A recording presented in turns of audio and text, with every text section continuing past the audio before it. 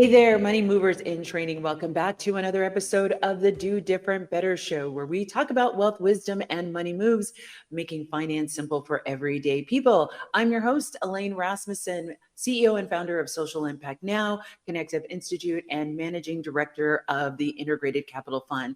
Thanks so much for joining me today. I am so excited to bring on our second guest on the show, Ms. Juana Whitmore. She is a certified business strategist, accredited small business development consultant, certified financial education instructor, a doctoral candidate, and university professor who is passionate about designing and innovating business models for all types of companies.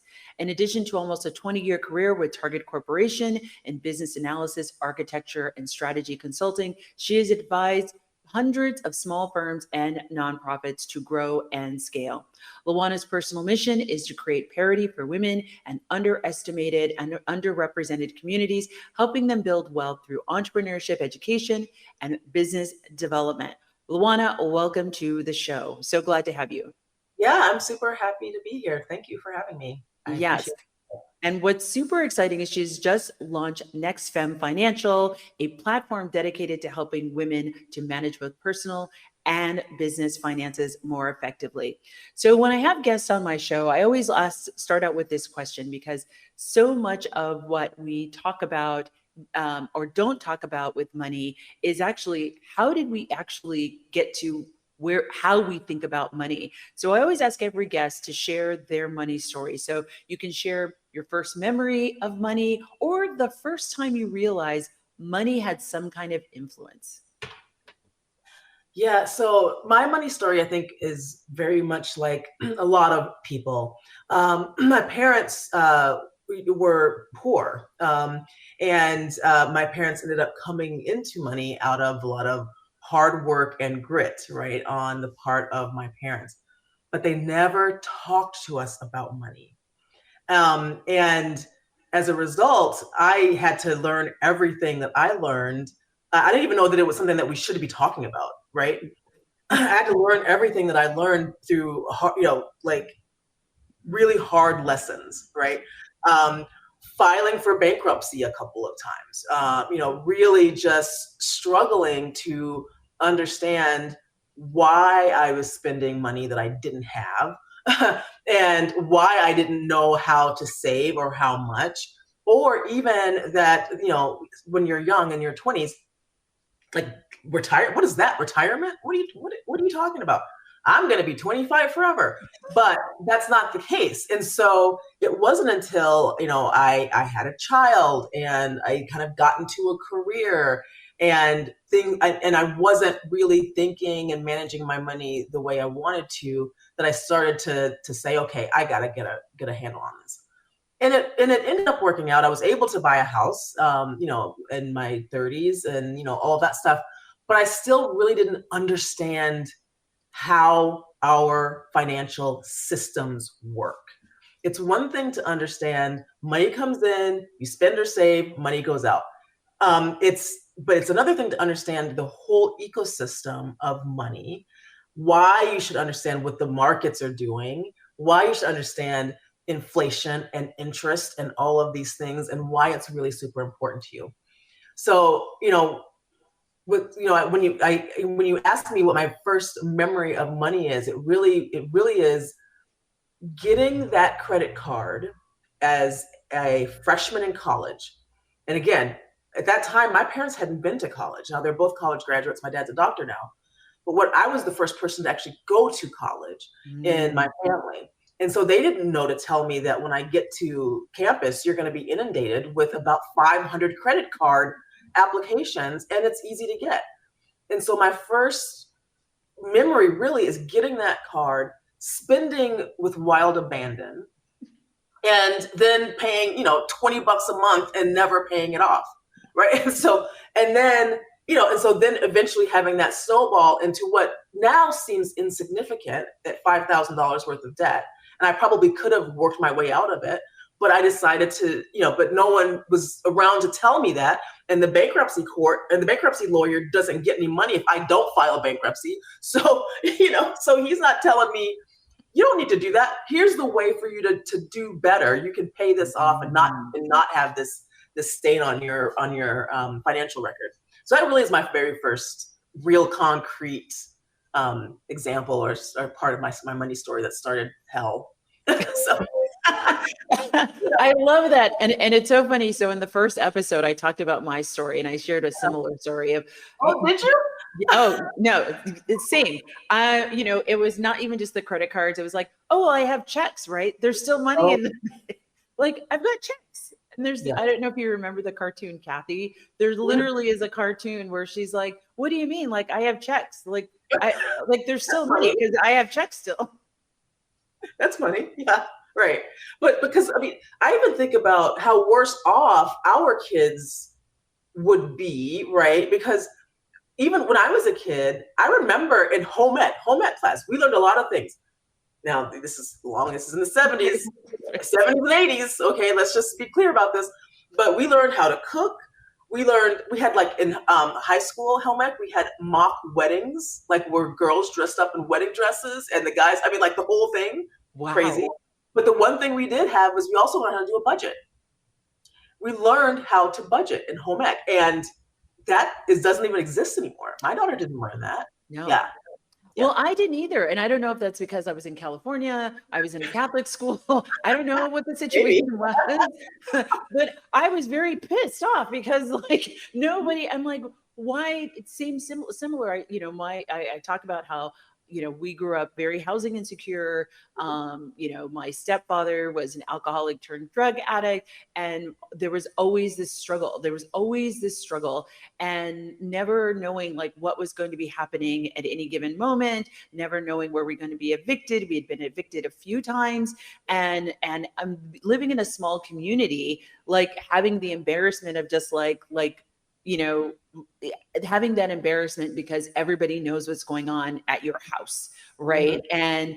And the only other star that I saw was my grandmother, which was this total juxtaposition. She was single, she worked, and she was all about like, I live to make this money to make myself happy. So she would walk around. She's like, I remember one time she bought $150 pair of parachute pants. Like, right? First of all, parachute pants, go look it up. If you don't know what it is, go look it up. They were the jam. They were the thing. My grandmother had a pair of, and I remember my mom and my grandmother arguing because my mom thought that was such an exorbitant amount of money to spend on a pair of pants. And my grandmother was like, this is what I work for. Stay in my business. Mm-hmm. And so that was like the juxtaposition that I had with the conversation of money of like this person who's very, I wouldn't say carefree, but like very much like I work so that I can buy things that I want. And this deficit in my house of like, there's never enough. There's never going to be enough. We don't know when the next dollar is coming. Like this constant fear. And it was just this like kind of like schizophrenic, like what, where. And so I had to figure out, to your point, through my own hard mistakes, of a balance, right? No, it's not about like hedonism and like serving every pleasure that I have at every moment, but it's also like there's more money that's coming, and like I can create a pathway to know that more money is coming instead of always wondering if more money is coming. Yeah. And I think that's probably one of the biggest differences between our upbringing, right? Is, my parents have never, even in their kind of general teachings of us, there was never conversation of scarcity. And even though I know in the early days when I was too young to even remember 2, 3, there definitely was scarcity, right. But it's an interesting it does an interesting thing to your brain to always live in not enough, and to have that be the predominant conversation versus how do we get enough? How do we get more? Versus, so it's an interesting thing that kind of rewires the brain, right? And how you think about money and other things, right? And the possibility of getting more. Like there's the possibility to get more, and I can make it so that I don't ever go without, right? That whole notion, right? That I have agency in what happens to me, and that can be dictated, right? Yes, I love that. So, we're seeing more and more people take control of their finances in new ways. And so, why was launching NextFemme Financial so important to you? And why is now the perfect time for this platform? Yeah, so as you mentioned in my introduction, I've helped, supported hundreds of entrepreneurs, and almost universally, when we get to the point of money, things happen. So we can talk about the brand and the name of the company and the customers and all the cool things. Oh, I like that font and I like that blue, right? Like all of those things are the exciting part of entrepreneurship. But the truth is, right, and we can talk about the product or service that they're delivering with great passion and excitement, right? But the truth is that entrepreneurship is not about the delivery of the service or the product. It's about the running of the business. And at the core of the running of the business is the financial part, right? Now, almost universally, when we get to the money part, creating a budget, doing a forecast, understanding how many of the thing you want to sell you're going to sell, people were recoiling. They were dropping out completely. They were becoming, kind of distant, and it's hard to track them down. It was almost universally happening across the board. And so when I started to talk to people about, well, what's happening, because this is even less math than logic, right? So let's really talk about what's happening. Because if you can add, multiply, subtract, and divide, you got this. This is it, right? But people would talk about, I have a fear of math, math anxiety. I was never good at math. What's interesting about that statement is that I remember from my daughter, who's now 28, she actually was good at math. And at one year, she determined that she wasn't. And I kept asking her, who told you this? Someone had to tell you this because you were good at it. And so I think that there's, people are internalizing things. I think some things are being put on people that aren't fair, right? In terms of whether or not they're good at something. And then they internalize it and they move on with what they think is now the truth. But for whatever reason, people were having a hard time. And then I started to, kind of research and figure out what might some of the reasons be.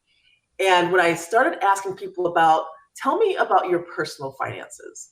How do you manage those?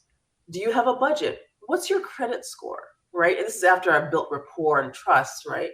And again, for all those people that were having problem with the business money, they were having problems in their personal. 100% of the time.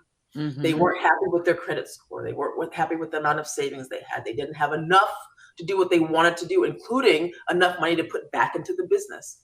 And then looking at the research absolutely supported that. That people who do better with their personal finances do better with their business finances. And if they do better there, then they have more successful businesses. It's like a three-way correlation, right? I'm going to call it the menage a trois at this point, right? These three things are absolutely correlated. And so if we can fix this root cause, right, we can help more women have successful businesses, which is really my ultimate goal. And so right now it's important because unlike any other time in history, people are not only inundated with the things that make you desire to buy, that consumer stuff, but you're also inundated all 24/7 with wrong information, right? Invest in this. This is how you're going to get rich quick. This is how you can start a business that's going to make you $1 million. It's all bull, right? So how do I get the right information to women entrepreneurs so that they can do better? That's the whole point. I love that. I love that. And you and I have talked about this several times on stages that we've shared of like, even thinking about how do you manage your financial mobility? Okay, now that you've gotten that raise, you don't go out and then spend more. What can you do? Can you live the way you were living before? Because clearly that was working. And now take this as an opportunity to leverage investment, buy, an investment property or something else, right? So really thinking about how can how do we do that? But also the other conversation of, how people are getting money, especially we saw through COVID, money was being thrown at people. And to your point, they didn't know what to do with it. And we keep equating sort of like this, like you've been left at a financial system, right? On purpose, by design or whatever, but we're going to give you a whole bunch of money, but it would be patriarchal or colonistic for us to tell you like how to manage that money. Yeah. Right? So it's just like, yeah, we see that at that with a smaller scale like that, right? In terms of the government giving the checks, right? The rebate checks or whatever they were. I can't remember what they were, right? During COVID, but also on the larger scale in the entrepreneurial ecosystem, and we can really speak here in Minnesota, where entrepreneurs are getting tens of thousands, in some cases hundreds of thousands of dollars to start or grow businesses. Yet we never asked how good are you at managing money, and we don't actually, almost, to your point, we don't mandate that you have to take a class that helps you understand how to do this once you get this big influx of money. So it is interesting. Yeah. Well, we're going to end up this segment here. We've been talking with Juana Whitmore of NextFemme Financial, founder and CEO. And I'm so excited. There will be a promo code for those of you who are interested in getting on the platform. We'll have that scrolling on the screen in our next segment. So make sure you come back and you join us after the break, where I show you how to do different better with NextFemme Financial.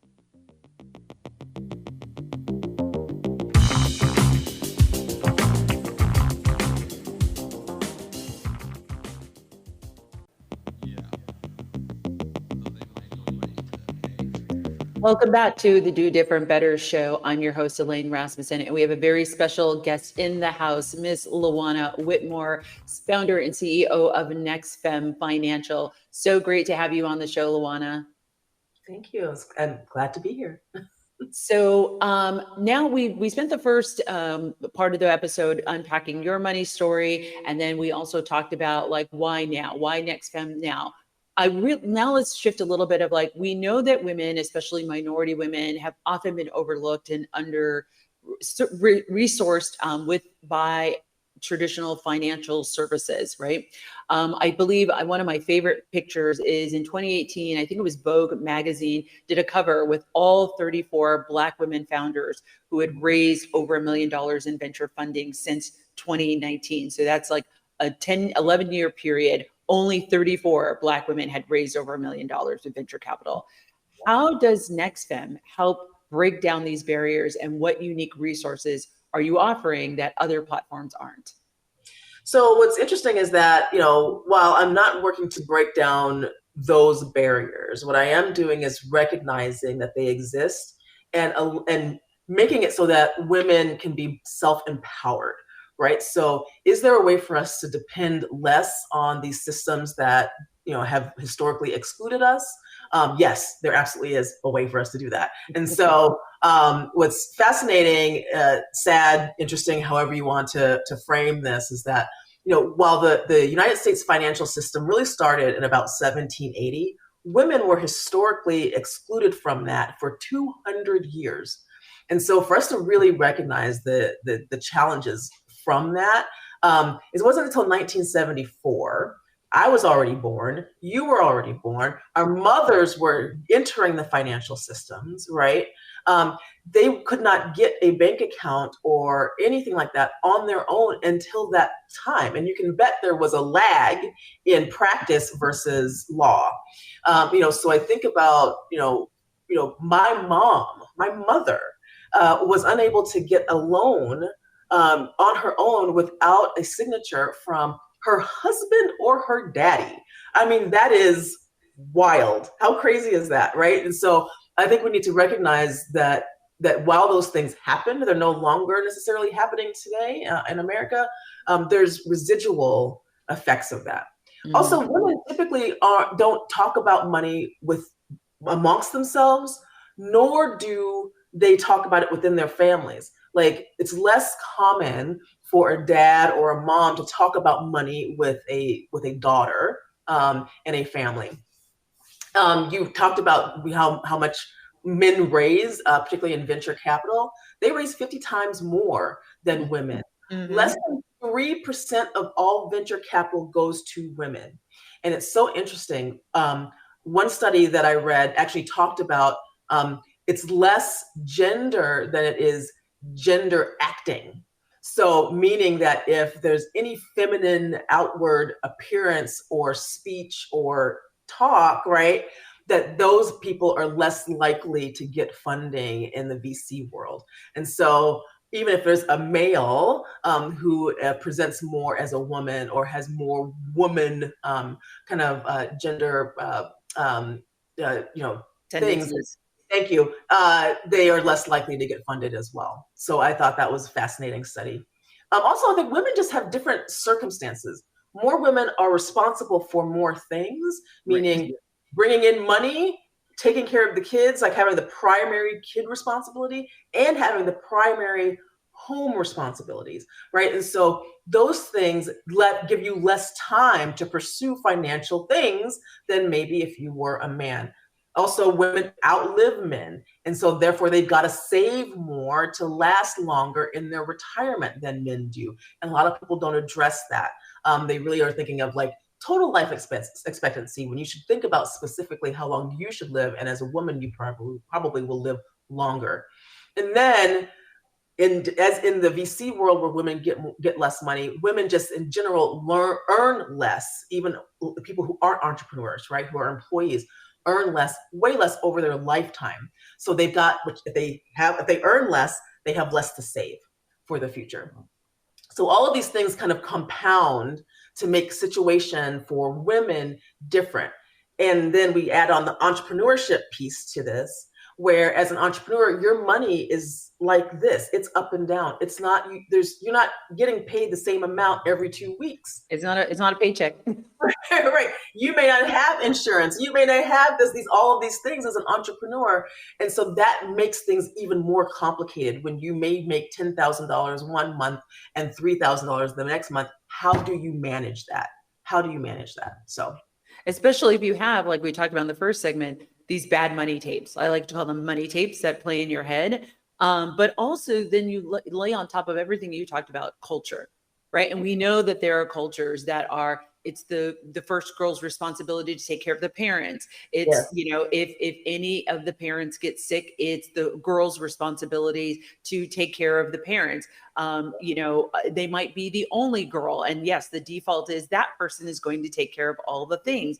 And Yep. so and culture is such a harder thing to break because that's a norm that has to be broken within this community that you're in. And so how can like, what are the different ways to be able to like maneuver that, and financial security being one of those ways? Because then you can be like, I can hire somebody. It's like, if not to hire somebody to do the caretaking, because that's culturally inappropriate, to hire somebody to clean my house, because I can't be in right. I can't be in two places at once. Yes. Yeah, for sure.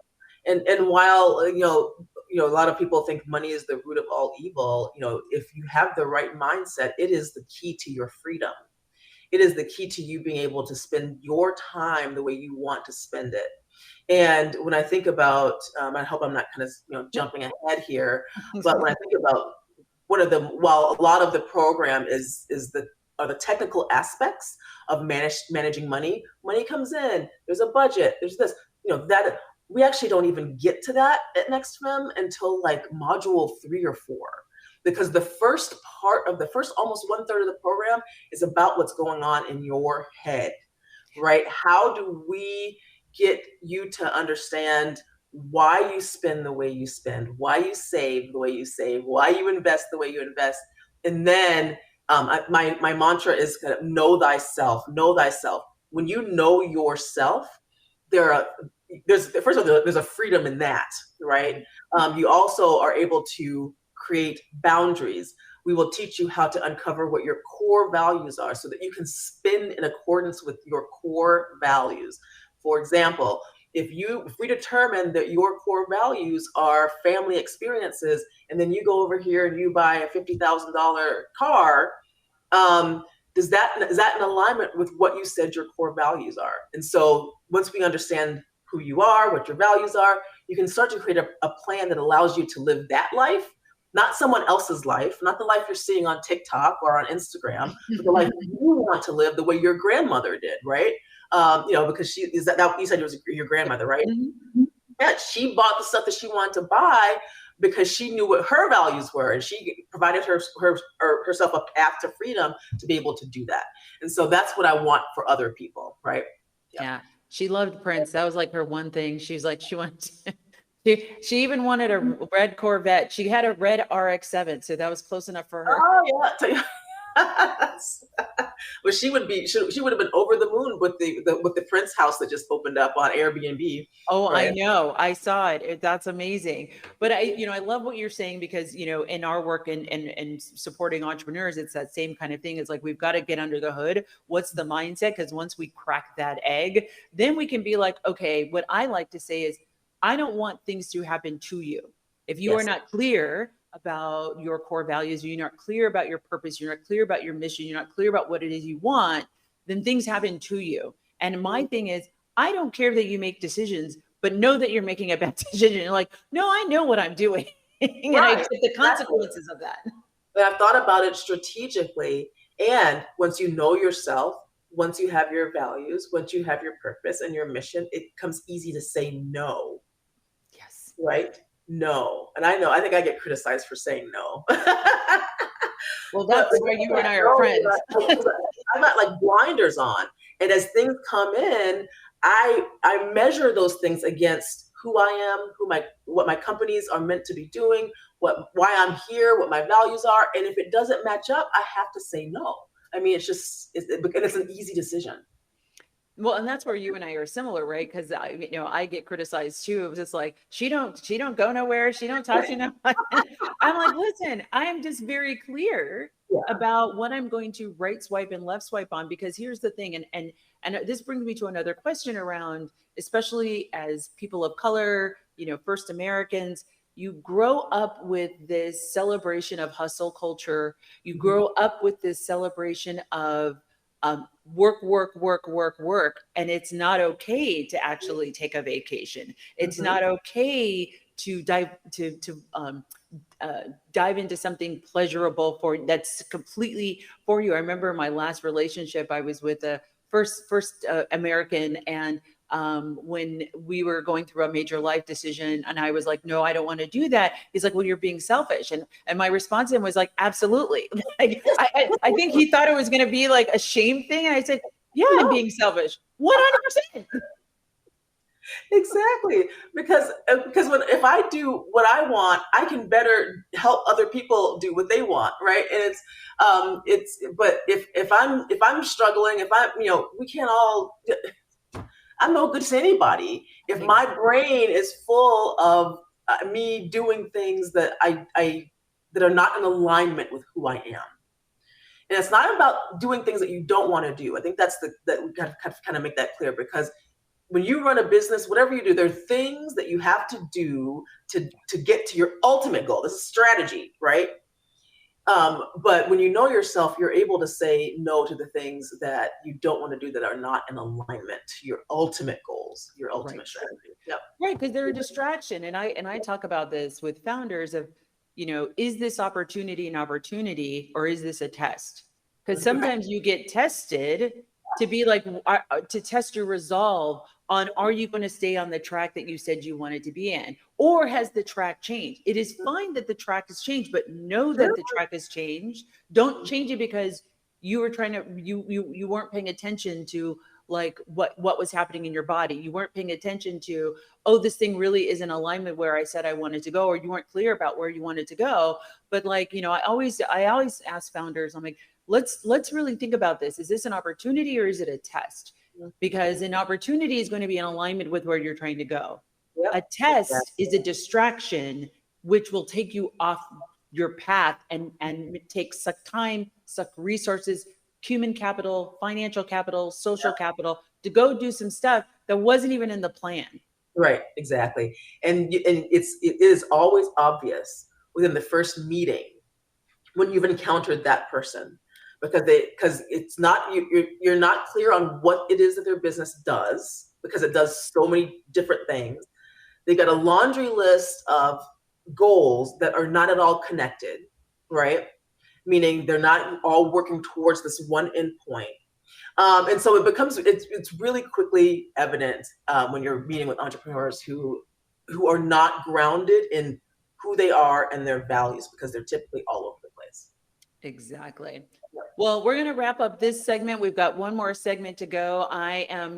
We are on Do Different Better. I'm your host, Elaine Rasmussen. We have Juana Whitmore here, CEO and founder of NextFemme Financial. We have just been talking about just the different money stories that we are living with, how we are maybe getting in our own way, and how we really need to get clear about who we are, know thyself, where we're going, and that actually helps you in grounding your financial future and unpacking some of the stuff to get to where you need to go to actually make some really good solid investments and knowing how to better run your business. When we come back from the break, we're going to be sliding into really understanding more about what is going to be offered on NextFemme Financial, but also really understanding what are the first steps you can take around building your financial confidence. So I'm your host, Elaine Rasmussen on Do Different Better. I will see you after the break.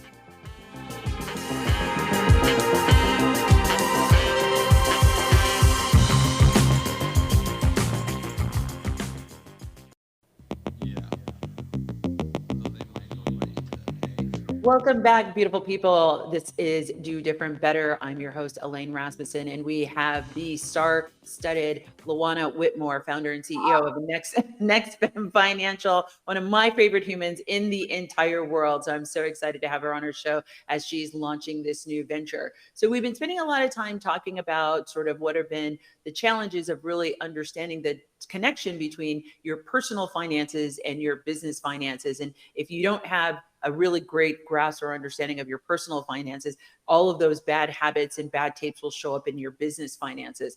So, but let's take it back a little bit further and let's go a little bit back to the beginning of like, so many women feel overwhelmed and anxious about managing both their personal and financial finances. What would you offer as first steps that they can take to start really building their financial confidence? Yeah, so I think that there are a few things. The first thing we talked about the last segment, which is knowing yourself, understanding what your values are, who you are, what's your mission in life, what is your money story? I call it your money autobiography, right? And really getting rooted in all of those things. From there, if you skip that part, when you do the thing that everyone tells you to do, which is here's a budget spreadsheet, you will make the same mistakes that you always made because you didn't address this first, right? Another thing is to make sure that you've got the right community of people around you, right? A community of people with whom you are not afraid to discuss money and openly talk about money, your struggles, your successes. What's that investment that you just made, right? Like really like making it part of normal conversation. We don't do that, and we really need to do that. And so one of the great things about NextFemme is that not only do we address that mental piece, that mental block, but we also address the community piece, right? So meaning there's an online community of people who are doing the same thing you're doing, going through the same thing you're going. They're all entrepreneurs, and they're all trying to fix their finances so that they can have stronger businesses. And then we're going to talk about money often, all the time, and how you manage it. And then also there's having kind of these one-on-one peer pieces that we also help facilitate. Who is that one person? Like you've got a community of people, you guys are talking generally. Who's that one person that you're going to open it all up to, right? That you are going, and you guys are in a similar place, and you're going to really talk about your money. And then who's that expert? Whether it's a coach or a consultant or whatever, who's that expert when you're stuck and your community can't help, that you can go to and say, all right, I need this, this, and this, and it's a trusted person. So I think those are some of the first ways that women can start to build confidence. And part of that is because you're not alone. Right. Realizing that you're not alone helps build confidence, right? Also, I think having a program that allows you to spend your money the way you do, that doesn't dictate how you spend the money. I'm not telling you that you can't buy that $50,000 car. I'm not like I have no stake in that game. Right. You're like, I don't care. I have no horse in that race. I have no stake in that game. But what I'm going to tell you is that if depending on where your salary is, where your money is coming in from your businesses, you can't do all the things. So I'm going to ask you to make some decisions based on your values. And if your value is to drive the newest, best, and most expensive car, then that's what we need to work into your budget. Exactly. Period. Right? Exactly. If that's your value, then that's what you need to do. But knowing most of us in the world can't do it all. And so we've got to make sure we've got to make some decisions, right? Other ways I think that women can build confidence is having a program that has longevity. Mm-hmm. It's not enough, again, to give a spreadsheet and be like, all right, cool, good luck to you. Put the numbers in the cells. It has to be something that's constantly reinforced over a long period of time, right? And so the NextFemme program has a lot of components to it, and it takes a while to get through them all, assuming that you do them well. I also think we, generally speaking, need to move away from the term financial literacy. Oh. I like, and I hate that term for a few reasons. First of all, literacy assumes kind of a rudimentary level of understanding, right? Yes. It assumes a juvenile level of understanding. And literacy is just the knowing. Yes. I just know. Yes. I like financial acumen better because acumen means not only do I know, but I have the skills and the tools to execute. Yes. I implement it. And this is an example that I like to use is, I'm fat. I'm a big girl. I've been fat, and it got worse during the pandemic. You can look at me, you see I'm not skinny. But the truth is, I could probably write a book on weight loss because I'm that literate in what it takes to lose weight. Right. But I don't have the acumen. Something here hasn't clicked yet. Right. That will make me have the acumen, get the right tools and things that work for me to be able to implement. Right. And to me, that's the difference between being literate and having the acumen. Those are the two things that I really want us to start to move away from. Being literate. A lot of people are literate in a lot of things, but it doesn't mean that they can actually execute. So that's the difference. I love that. And you and I have talked about this in the past. And I talk about what I'm doing is wealth education, right? Mm-hmm. Because that is I agree with you 100% of and I feel like literacy has also been hijacked and mm-hmm. co-opted to, yes, it's I can show you how to balance a checkbook, but to your point about acumen, one, do you know how often to do it? Do you know why you should be doing it? Do you know how it's going to work for you? Because even I've learned in my lifetime, budgeting looks different at different points in my life. Yes. How I manage my budget looks different at different times in my life. When I was younger and I didn't spend a lot of money because I was going to school, looking at a budget, I didn't need to do that often. When I first had my child, I was like, listen, I need to look at this every week. I need to, what's happening? Yep. Yep.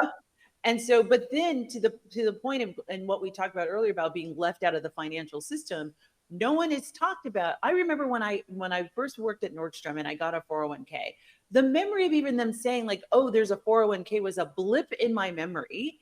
Right.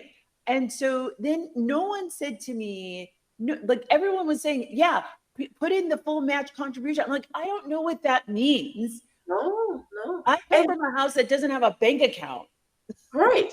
And it's not your employer's job to educate you. Right. And I think that's we've got the disconnect, right? So you're being offered things that are super beneficial. I mean, that 401k match, that is free money. I remember my mom worked for a company that had 20% match. She put in 20% of her paycheck. I mean, seriously, that is free money. But unless you understand what the instrument is, how it plays in the long term of your life, how that 20% could grow over time. Yes. If you just let it even just sit there, yes. Right, in the investment, because no one's explained any of that. And again, that comes with an understanding of the larger financial system. It doesn't mean 401k. It's just a bunch of numbers and letters. What does it mean? And what it means, and depending on where you are in your life, what it means is that someone's asking me to give my money and put it into this thing and I can't get it out. without a lot of penalties. Right. To my benefit, right? Right. But depending on where you are here and what your actual situation is, that's how you could hear that. Wait, Right. you want me to put 10% of my income over here and I can't get to it? And if I need to get to it, you're going to charge me 15, 20% on my money? Okay. That's what that sounds like. And so because we haven't talked about it, we haven't put that scenario into the bigger picture, people won't get it. And that's why that was literally the reason why I started this show. I'm like, I want wealth education to be more accessible, because this isn't rocket science. Is it a lot of complicated moves? Maybe, but to your point earlier, and I know you and I talk about this all the time, it's addition, subtraction, multiplication, and division. That's what this is. And I know you know how to do that because I know you calculated that discount on them shoes. Right, exactly. Right. I know you know how to do that. So, but what this whole thing of wealth education of like, and okay, you have this 401k.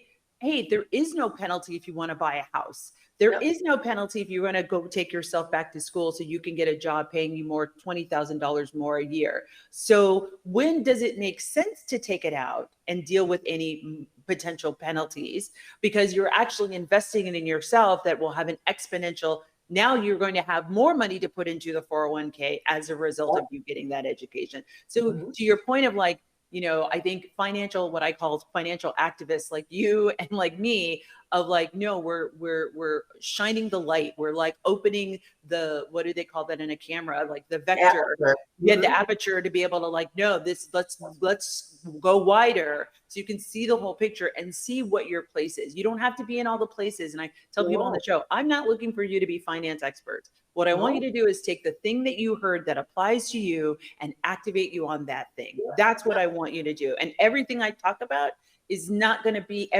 you should not be activated by everything I say. No, because you'll be all over the place, like those entrepreneurs we talked about earlier. Exactly. I think it's, the beautiful thing about this journey is that it looks, to your point, it looks differently for everyone. It looks different for everyone. And you can create the plan that fits you, who you are, the life you want, those kinds of things. I think one of the other things that we do in the program that's super important is, while we teach you how to spend, how to decide how to spend for yourself, how to decide how to save for yourself, but we also teach you how to earn more money, right? So those are the kind of the three big components: save, spend, earn. And if you can master those, then you'll be pretty good. Oh, that's amazing. So as we're kind of leading into sliding into home here, what is your vision for the future of NextFemme Financial? Well, first I have to launch the whole program, which is set to launch on November 1st of 2024. What's fascinating is that even though the online pieces of it haven't launched, I'm already doing courses in person. So there's like a live NextFemme experience, and then there's the online experience. And so I'm doing both, which is great. But what I think about in the future of it, it really is about creating this space where women can not only learn about their personal finances, but could potentially get some support with their business finances, meaning funding, whether it be loans or grants or equity funding, those kinds of things, trying to figure out how this becomes like this one-stop shop for women as they are on their money journey, both personally and professionally, is really what I'm goaling myself to think about. I love that. Well, that's it for today's episode of the Do Different Better show with your host, Elaine Rasmussen. I want to thank my guest, Miss Juana Whitmore, founder and CEO of NextFemme Financial. Thank you so much for being on the show. We'd love to have you back, particularly to talk about the successes, because I know that there will be. And I'm just so super pumped that you are coming out with this. It's such a great tool. I think between our show and you and NextFemme, I think we're really going to be exponentially getting people to really reimagineer their financial future, which is something that's important to me. So for all of you listening, I'm so excited to have you here. Thank you so much for tuning in. We hope to see you next week. We're going to be, I'm not exactly sure what I'm talking about next week, but it's going to be great. It's going to be action-packed, always with practical tips and resources on getting you started or moving forward on your financial journey. Before you go, make sure you subscribe to the podcast, leave a review. And if you're loving what you're hearing, please share with your friends. Let me know what you think of the show. We love comments. Tell us how we helped you. And if there's a money or finance question that you have, or if there's somebody you want me to interview, hit me up on LinkedIn or Instagram at Do Better with Elaine. Until next time, stay empowered, stay focused, and I will see you next week when I show you how to do different better.